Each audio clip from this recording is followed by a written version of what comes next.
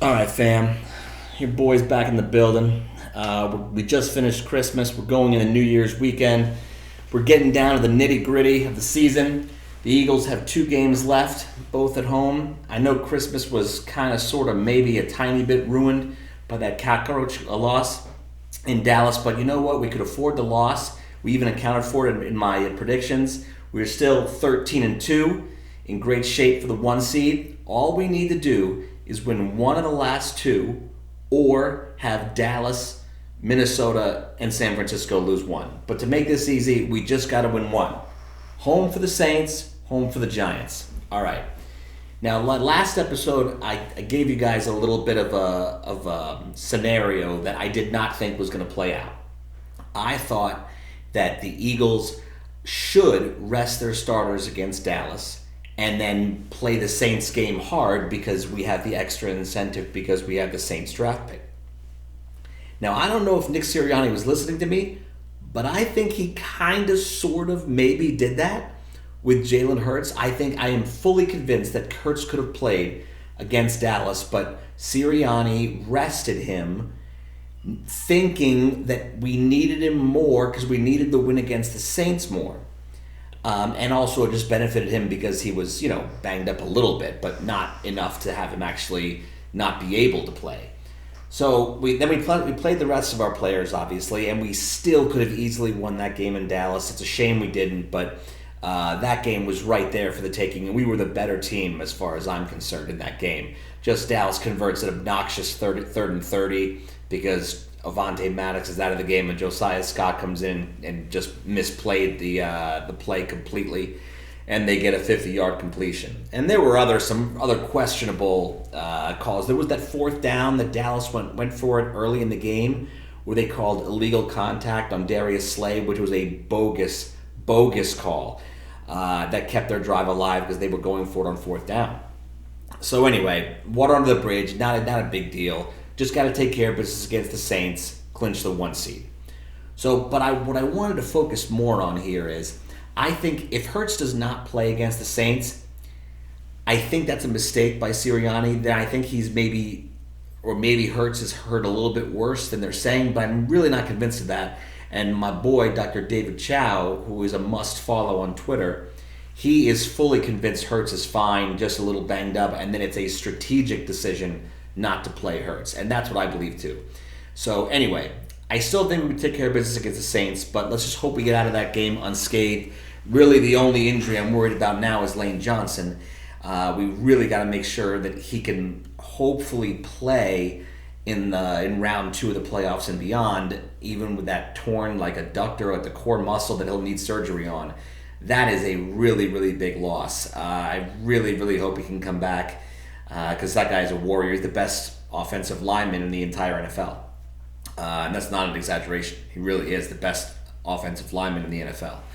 So let's just take a look, though, let's assume when the Eagles win against the Saints, or God forbid we were to wait another week and beat the Giants. If we somehow lose to the Saints, yeah, of course we're all going to be really nervous because Dallas already won.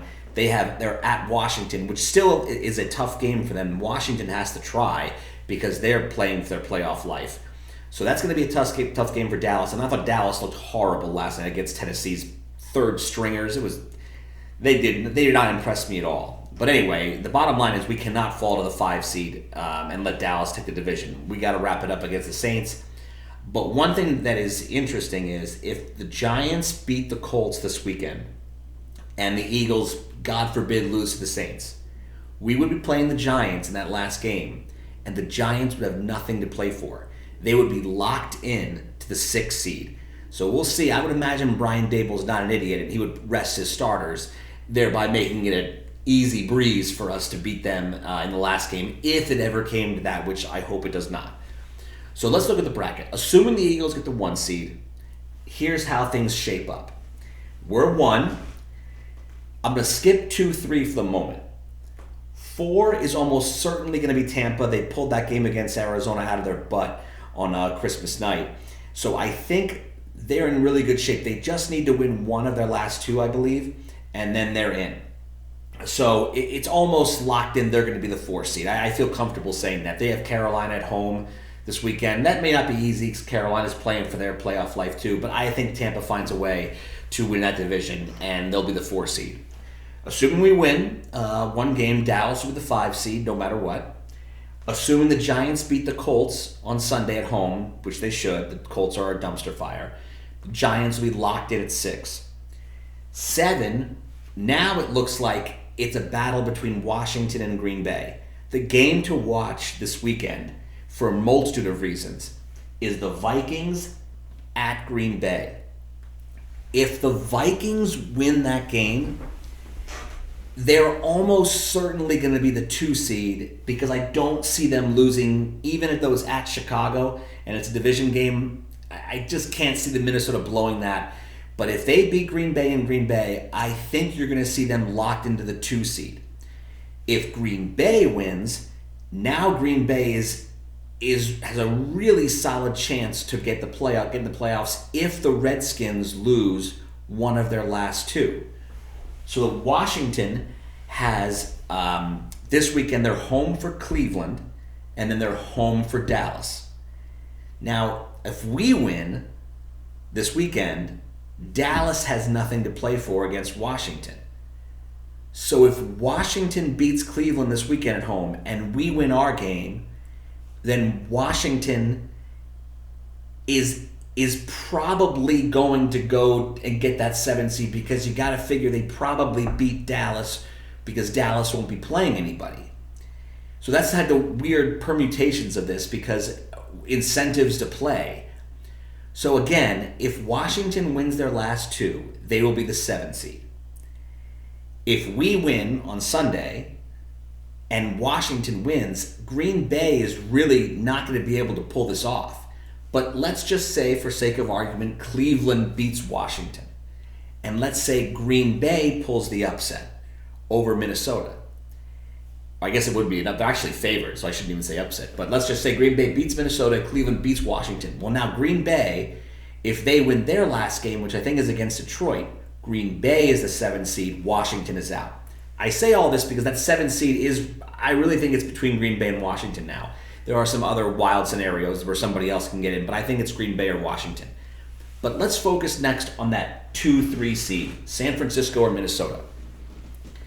So San Francisco is going to win their last 2 games. They have a cakewalk of their last 2 games. They're at Vegas without Derek Carr, and then home for Arizona. So they're going to win. They will finish 13-4. The Vikings, again, at the Packers, at the Bears. I assume they will beat the Bears, but at the Packers fighting for their life. If Minnesota wins and they beat the Packers and then beat the Bears on the road, they will be the 2 seed. If they stumble and lose one, San Francisco is going to grab the 2 seed instead of them because they're going to have the tiebreaker. So this becomes important when you consider that round 2, assuming the Niners and the Vikings hold serve in round 1, that round 2 game, it's very important where that game is. Because if it's Minnesota at San Francisco is going to blow them out. Minnesota is cooked and done. If it's San Francisco at Minnesota, I still think the Niners are slight favorites, but I think that game will go down to the wire.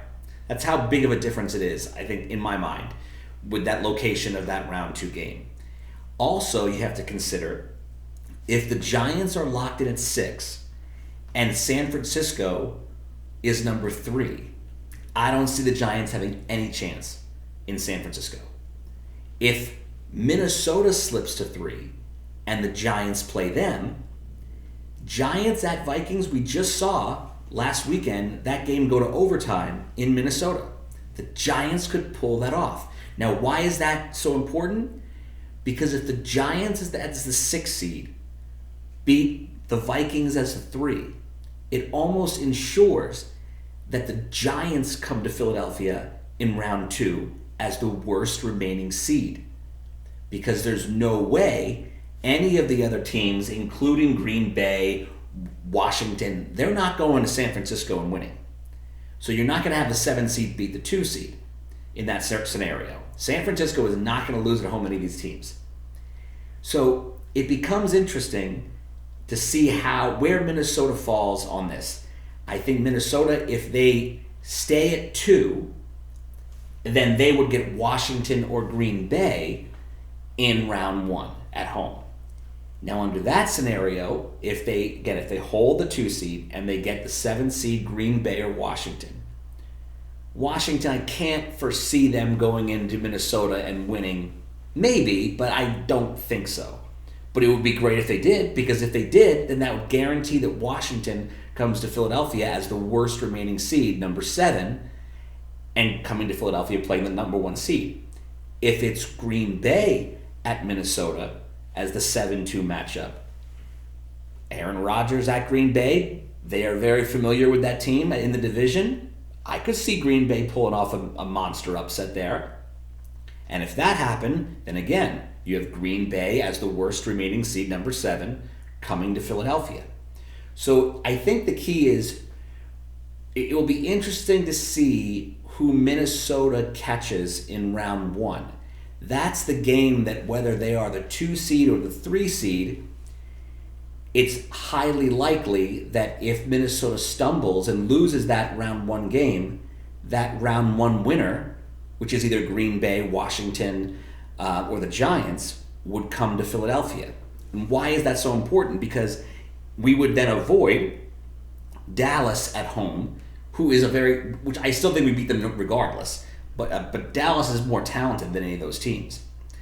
Now also, if Tampa pulled the upset and beats Dallas, since they would be playing that game in Tampa, okay, I love our chances against Tom Brady in Philadelphia, against a Tampa team that is just not that good. I guess the sum of all of this is, you want the most likely to prevail matchup. I think we beat all these teams, but we're the most likely to beat, the Green Bays, Washingtons, Giants, and Tampa, and then Dallas becomes the next most difficult, or even really Minnesota is probably the next most difficult, not Dallas, because I think we beat either one, but I think Dallas is a little bit more talented than Minnesota. San Francisco is sort of the team that you're looking at, all right, that people are saying, and I think it's fair to say this, they are the biggest threat to the Eagles. But again, if we get the Niners in the NFC Championship game in Philadelphia, we have Brock Purdy coming to the Link, 20-degree weather, 70,000 lunatics. Good luck. I mean, I maintain what I said last episode. We're going to be the 1 seed. And I just don't see anybody stopping us in Philadelphia. I just don't see any of these teams coming into Philadelphia and winning. And I don't even think the games would be super, super close. I think maybe San Francisco could keep it really close if Purdy puts in a good game. But I just don't see any of these teams. I guess if Lane Johnson didn't play, that would be a huge, huge detriment to us, because he's such a great offensive lineman. It's weird to talk about an offensive lineman being so important, but he's the best offensive lineman in the game. So it would be very difficult to lose him, but I still think, even Lane Johnson, if he can just play through it 75, 80%, I just don't see anyone coming into Philadelphia and winning, and I think it'd be a stretch for them to even keep it really, really close. That's how much better I think the Eagles are than all these teams. And they proved it all year. The game against Minnesota wasn't close. We put them 24-7. The game against Dallas wasn't really close. They got a little close to the end. Then once they got a little close, we scored a touchdown immediately. And the game in Dallas, we should have won that game with our backup quarterback. Again, they converted a 3rd and 30. A couple of horrible calls in that game too. What team in the NFC is really that scary? You go down the line, Minnesota, we already beat. Dallas, we should beat twice. Okay, then you go down to Tampa, we didn't play them, but are they really a threat? No. All right, then you go down the line. San Francisco is the one that we haven't played that is somewhat of a threat, I guess. I know Washington beat us in Philadelphia, but they're not going to do that again. We just needed one little break to win that game, and they caught all the breaks in that game, and that's not going to happen again. So I just don't see Giants, no way. Green Bay, we already beat them handily in Philadelphia. I just don't see this happening. So I think we're gonna as long as we get this number 1 seed, And I'll just put the caveat that no other injuries, and Lane Johnson can at least play relatively well. We're going to the Super Bowl. And I'll meet you in Scottsdale. All right, fam? Happy holidays. Happy New Year. And let's just solidify the 1 seed this weekend, knock the Saints out of that division title run so that we can get them the worst possible record to get as high of a draft pick as we can. All right, fam. I'm out.